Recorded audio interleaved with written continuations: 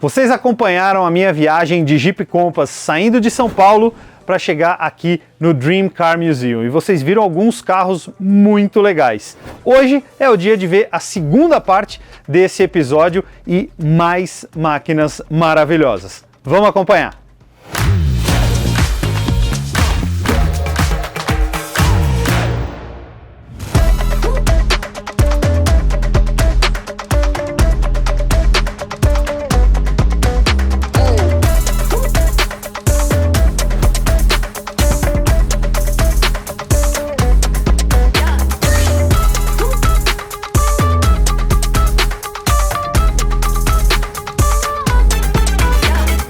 Aqui nós temos um dos primeiros carros do mundo que a Honda fez, que é um Z600. E esse carro é muito legal porque ele usa um motor de 600 cilindradas mesmo, de moto. É, um motor de moto, um carro bem pequeno, um carro urbano. É o que hoje talvez no Japão eles chamam de K-Car, que são esses carros bem pequenos e são produzidos em escala, mas é um carro que tinha 36 cavalos à época, um hatch pequenininho e que era um carro basicamente urbano. Aqui do lado a gente já tem um Toyota Celica Liftback, já de 1976, e aqui acontece o seguinte, o Japão já tinha invadido a América, né? No caso das indústrias automotivas. Então, esse visual, se você der uma olhada, ele tem alguma coisa de muscle car americano, né? Os espelhos já tinham saído do paralama e ido para as portas, então já tem algumas coisas mais modernas e linhas que lembram muito os carros americanos, principalmente essas linhas laterais. Muito interessante o jeito de Toyota e Honda ganharem os americanos. Aqui a gente vai para a Europa. E aí a gente começa com um carro que é um esportivo, mas que não é um esportivo de um país conhecido por carros esportivos. Então aqui a gente tem um Volvo P800 aqui nessa versão coupé, né? Existia a versão perua, existia um monte de versões desse carro, mas aqui a gente tem essa versão que é o coupé, o esportivo. Era um carro muito legal de olhar, né? Um carro legal de andar. Todo mundo que andava nesses carros dizia que eles eram surpreendentes, porque de fato eram. E depois a Volvo acabou se provando como uma das maiores marcas de carro premium do mundo. Um dos pioneiros para essa difusão da marca no mundo é o P1800. Chegamos à Alemanha, sim. Agora estamos aqui com um clássico exemplar de um Mercedes-Benz, um W113, que é basicamente o Mercedes Pagoda, que é um 280 SL, que, se vocês derem uma olhadinha no vidro ali, tem algo especial. É o carro que levou Lewis Hamilton no GP Brasil, na parada de piloto do GP Brasil de 2023. Ou seja, Sir Lewis Hamilton, o maior piloto de todos os tempos, sentou ali. Aqui do lado, um Mercedes 190, que é um conversível pequeno, né? Derivado da família SL dos Mercedes, mas com um motor pequeno, 4 cilindros, nessa cor verde clarinho, esse verde menta, e levou Lance Stroll na parada dos pilotos do GP Brasil de 2023. Combinação de cor bem bonita, o interior verde, capota verde e carroceria verde clara, bem legal. Aqui, um Porsche 356, 1961. Eu sou suspeito para falar de Porsche porque eu gosto muito, é um carro muito legal. E 61 não tem muitos carros desses no Brasil. A gente pode dizer que são carros que ainda mexem com o intelecto da criança, porque eles lembram muito Fusca, né? E toda criança gostava de Fusca nessa época. Só que esse era como se fosse um Fusca versão esportiva. É um dos primeiros carros que a Porsche fez no mundo. Aqui a gente tem um turbo conversível, slant nose, ou seja, não tem aqueles clássicos paralamas Porsche, mas a própria Porsche fazia isso de fábrica. Então tem as entradas laterais ali bem pronunciadas, né? Entradas de ar para o motor, e aqui essa frente bem baixa com faróis escamoteáveis, um clássico também já dos anos 70 e 80, bem difundido. Não é muito comum. adoradores de Porsche não são muito fãs dessa frente baixa. Tem uns que gostam muito, mas a maioria prefere isso aqui, ó. Paralamas altos, faróis redondos e aqui temos um Targa da década de 70, especificamente é um 911 SC Targa, né? Que é um super carreira, que era o que teoricamente definiria o final da produção do 911, que seria substituído pelo 928, coisa que ainda bem nunca aconteceu. Essa versão Targa é bem legal e eu acho, não está escrito, mas eu quase posso afirmar que essa cor desse carro aqui é Aero Blue. Aero Blue, me cobrem depois. Aqui uma versão bem mais focada para corrida. Então aqui a gente tem um 911, mas já bem réplica dos carros de corrida mesmo, com a frente baixa, o farol embaixo aqui, carros que correram inclusive em Le Mans e tudo mais, aerofólio grande, carroceria bem alargada e, segundo consta, esse carro tem 390 cavalos, ou seja, 390 cavalos num carro do quê? 1.100 quilos no máximo? Deve ser um canhão.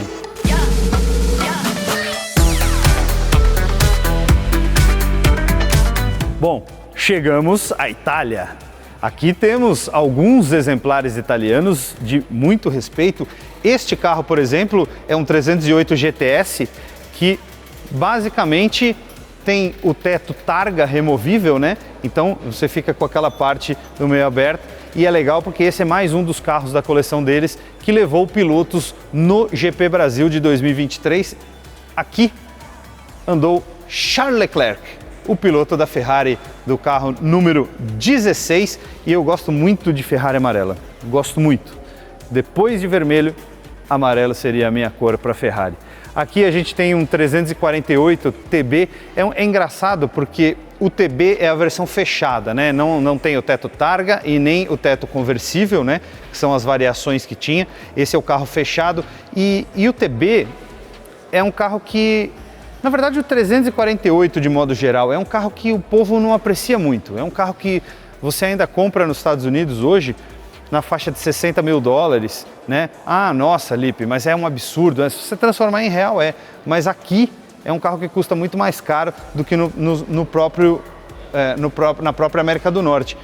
E na Itália também. É um carro que o pessoal não dá muita bola lá fora, mas que eu acho muito legal e que eu acho que vai pegar preço em breve aqui também.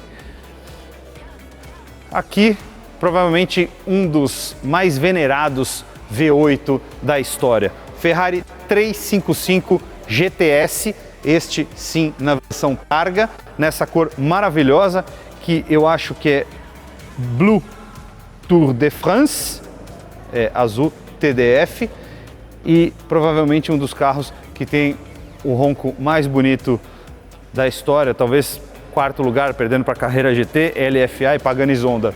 Esse carro com o Escape Challenge fica um negócio inacreditável. Ferrari 355 é sensacional. Do lado, o clássico 12 cilindros, aqui não um V12, mas um motor de 12 cilindros boxer, né, com cilindros opostos. É como se fosse o Fusca, né, o motor é deitado, só que 12 cilindros deitados aqui. Clássico Ferrari Testarossa, que inaugurou essa carroceria muito larga, com essa traseira larga e as entradas de ar ranhuradas na lateral. É um carro muito interessante de ter, é um carro muito interessante de guiar. Não é tão gostoso assim, mas é de uma época onde os carros tinham aquela alma, aquele caráter mesmo. E do lado, ainda na Itália, temos um De Tomaso Pantera, que era um carro feito lá na Itália, mas tinha mecânica americana. Então esse carro tinha um motor Ford V8. Já que a gente está falando de Elvis Presley, né? A gente já está aqui tem uma relação muito grande com os Estados Unidos. Esse carro lembra muito um carro que o Elvis Presley teve. Ele teve um De Tomaso Pantera amarelo, inclusive um carro que está no Petersen Museum exposto. E o Elvis Presley deu 2 tiros naquele carro um dia que o carro parou na rua. Ele deu 2 tiros no carro, inclusive a marca de bala ainda está no volante do carro do Elvis Presley, que é muito parecido com esse aqui. Aqui temos um representante do Japão, representante de peso dos japoneses. Aqui a tecnologia dos carros japoneses estava totalmente disposta neste carro.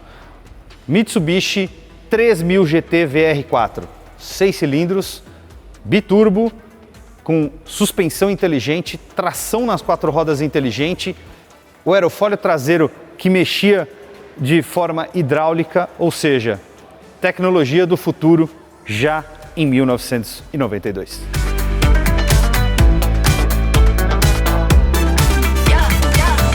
Depois da intrusão japonesa, a gente segue aqui na Itália, agora com os Lamborghini, dois Lamborghini V12 ou V12.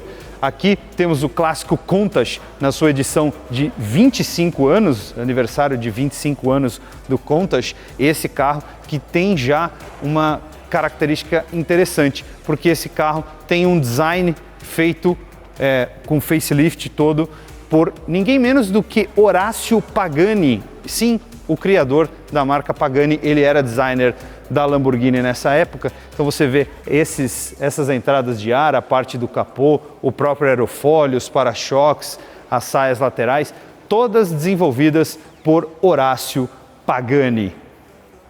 E aqui do lado a gente tem El Diablo, a evolução do Countach, o carro que veio depois do Countach, o primeiro V12 novo que apareceu depois do Countach é o Diablo, que foi o carro que rivalizou com o Ferrari F40. Quem não conhece o Ferrari F40?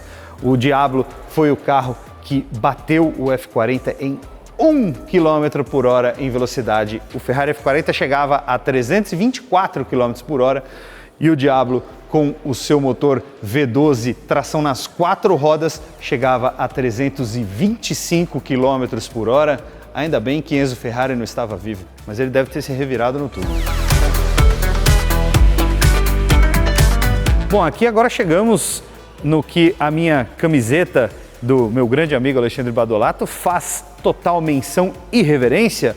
Aqui temos um Dodge Charger RT, este aqui, ano 1978, conhecido como Dodgeão, o carro nacional que despertou desejos da galera nos anos 70. Aqui temos um LTD, né? Um Ford LTD, que basicamente era um Galaxy, um Landau, veio a ser conhecido depois como Landau, mas é um carro muito legal e eu não sei, minha avó teve esses carros, então eu gosto muito dos LTD. Aqui do lado a gente tem outra reverência à camisa, aqui ao SS6, Opala SS 6 cilindros, este aqui do ano de 1979. Do lado temos outro Chevrolet, um Monza EF500, que foi o primeiro carro nacional. Não foi. A GM tentou, mas não conseguiu. O primeiro carro nacional com injeção eletrônica, a gente vai ver logo mais ali, mas por 2 semanas de diferença, o Monza EF500 não foi o primeiro carro nacional com injeção eletrônica, e EF500, homenagem a Emerson Fittipaldi, vencedor das 500 milhas de Indianápolis de 1989.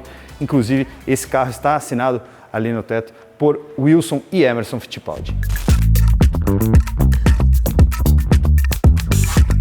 Voltamos aos V8 aqui com um Maverick GT, outra referência aqui, né, feita na minha camisa aos clássicos nacionais. O Maverick GT que tinha o motor 302 V8, que era um carro que também foi inspirador para muitas crianças e adolescentes na década de 70. Claro, o motor V8 302, segundo meu amigo Badolato, é o quentinho, porque ele era conhecido por ferver em horas que não precisava quando você começava a acelerar. Mas o Maverick, não este carro aqui, mas o Maverick teve muitas versões de corrida e ganhou muitas corridas aqui no Brasil, 1000 milhas e tudo mais. A equipe Hollywood era um espetáculo.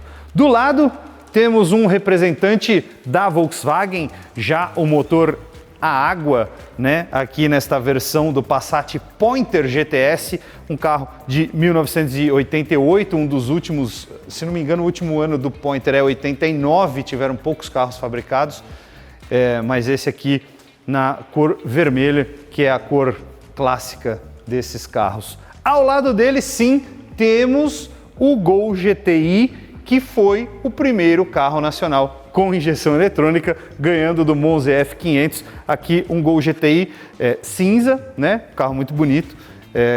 A gente vê que é um carro muito bem cuidado, né? Nos detalhes, a gente vê os bancos Recaro com os detalhezinhos amarelos, tudo do jeito que tem que ser.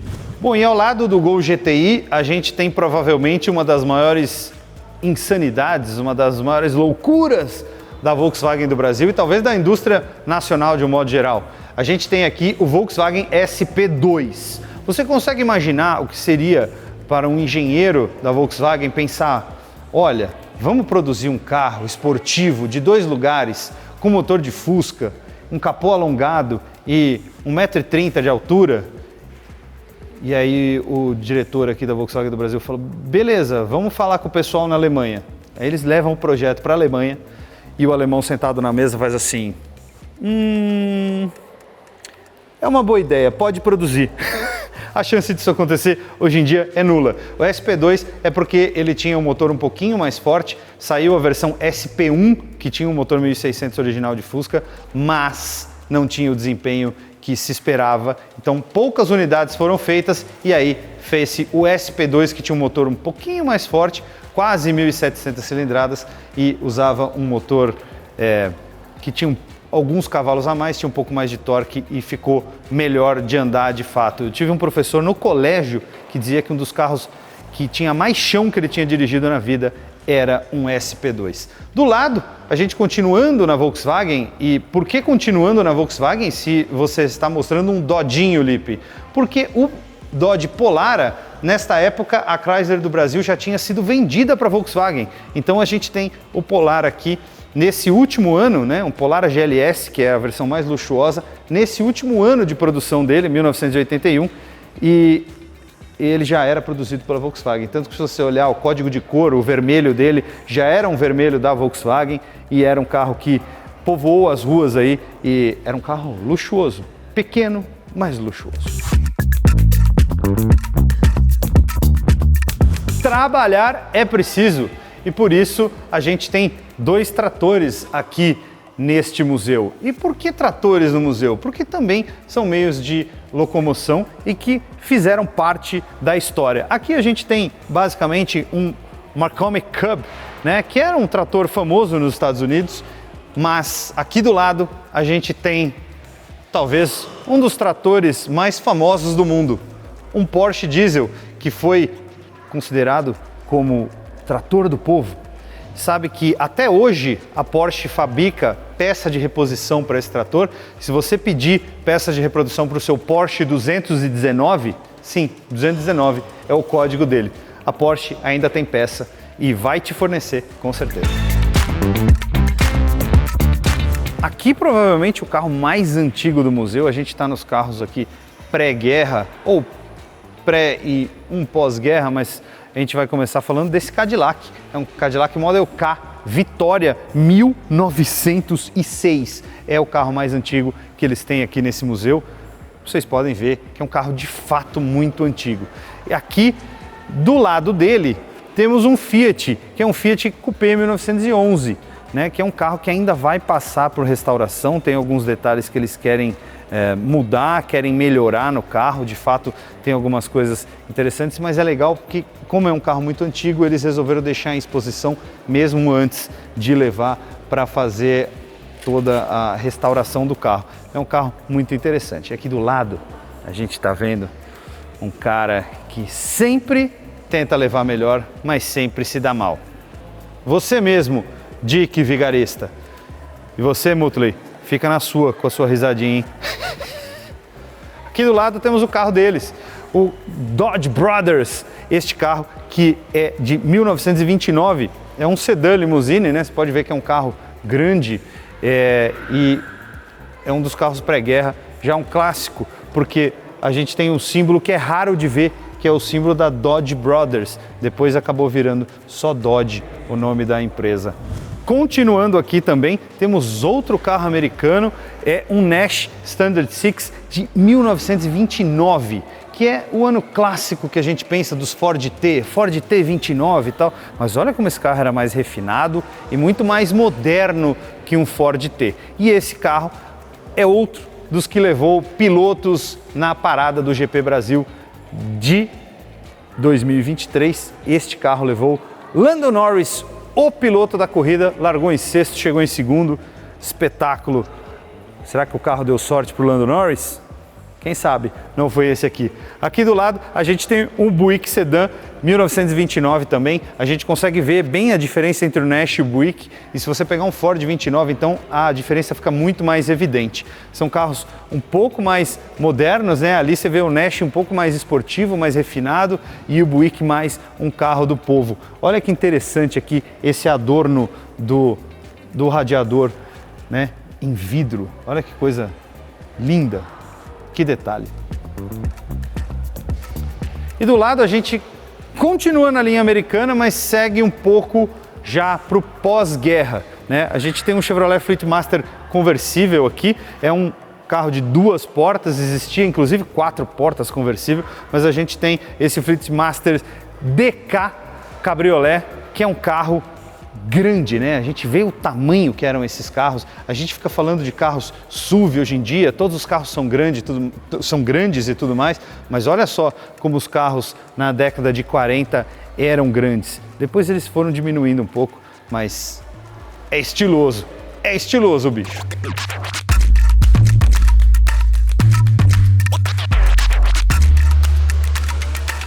A ligação desse museu com os carros americanos é bem óbvia, mas aqui a gente tem também uma ligação com o cinema americano.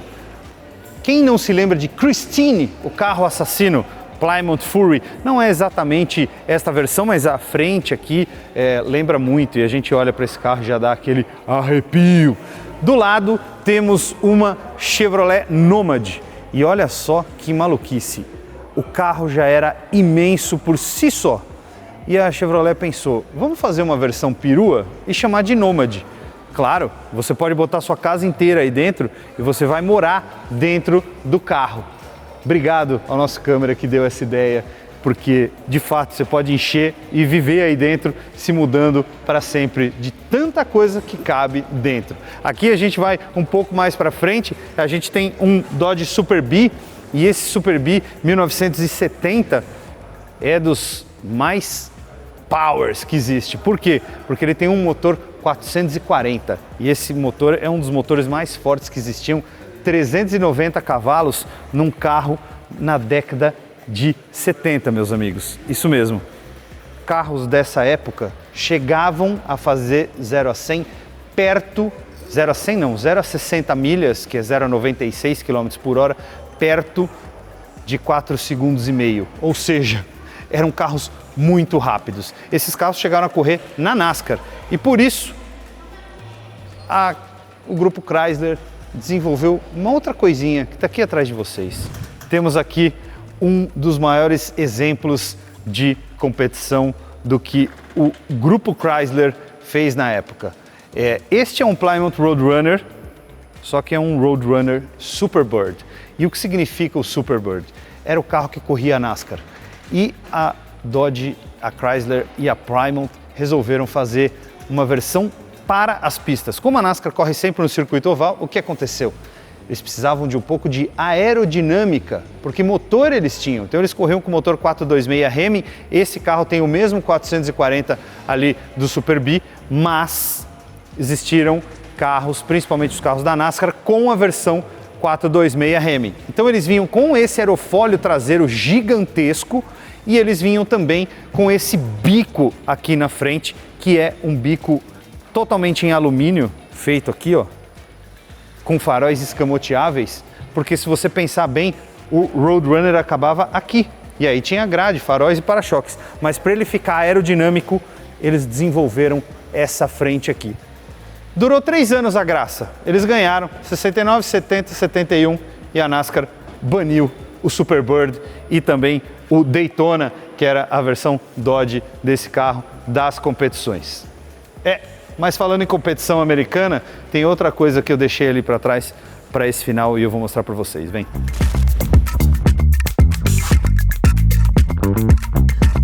E aqui temos um dos carros de categoria mais famosa nos Estados Unidos. Uma das categorias que mais dá audiência fora a NASCAR é a NHRA, que é a National Hot Rod Association, que é basicamente o campeonato de arrancadas americano. E nesse caso aqui, uma das versões mais loucas que já fizeram. Esse carro é um top fuel, né, que é o tipo de carroceria que ele tem, só que esse carro é da categoria jet. Sim, eles têm motores de avião a jato aqui. Sabe aqueles caças americanos? Exatamente, tem um motor de caça americano aqui dentro. Esse negócio é muito rápido. Esse carro foi desenvolvido pela Fueltech aqui no Brasil, usando injeção. Eles chegaram a usar com 3.000 cavalos, mas a capacidade desse motor e a capacidade de produção de cavalos não vai só até 3.000 cavalos. Esse carro pode gerar 10.000 cavalos. Sim, 10.000 cavalos em um carro.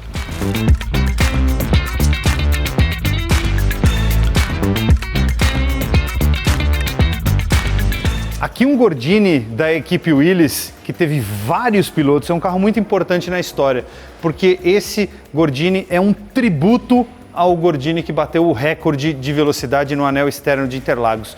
Interlagos estava meio abandonado na época e a Willys reformou o autódromo junto com a prefeitura para poder fazer esse desafio. Eles andaram por 22 dias mantendo a média de 97 km por hora, sendo que a velocidade máxima do carro era de 116. E eles capotaram o carro um dia. O carro terminou todo detonado a corrida, mas foi importante, porque depois disso Interlagos nunca mais fechou, nunca mais teve que ficar em condições de abandono. Ele sempre foi usado a partir daqui. Um carro com nomes icônicos: Chico Lameirão, Carol Figueiredo, Bird Clemente, Wilson Fittipaldi, entre outros. É uma pena, perdemos Bird Clemente esse ano.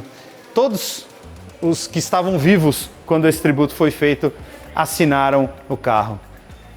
Muito legal. É interessante um carro desse tipo tributo, porque a gente consegue ver exatamente como as coisas funcionavam nessa época. E já que a gente está falando de Interlagos, nada mais justo do que mostrar esta motoca aqui. E quando eu falo motoca, é obviamente uma brincadeira, porque aqui a gente tem uma Ducati 1199 Panigale S e é uma versão Senna, uma de 161 produzidas. Esse número não te fala nada? Por que 161? Porque 161 é o número de GPs que o nosso ídolo Ayrton Senna disputou na Fórmula 1. Belo tributo. Que legal esse dia, né? A gente sair de São Paulo, fazer essa viagem com o Jeep Compass Limited TD 350, um carro muito confortável para fazer esse tipo de viagem e ainda chegar aqui no Dream Car Museum, ver esse monte de carro, né? Essa história contada sobre quatro rodas e poder ter acesso, né, a carros que a gente normalmente só vê em revista. E mais legal ainda, a gente poder terminar essa história toda ao lado de uma réplica do Porsche 917 que o Steve McQueen dirigiu no filme 24 Horas de Le Mans. É isso. Lipe na estrada, é isso aí. Na estrada com Lipe Paiga. Vambora.